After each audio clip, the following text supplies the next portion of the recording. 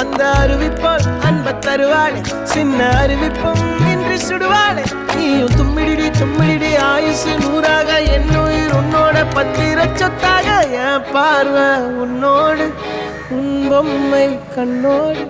பேசாமல் விண்ணோடு நாம் மிதந்து போவோம் காதாரா அடியானாலும் நான் தாங்க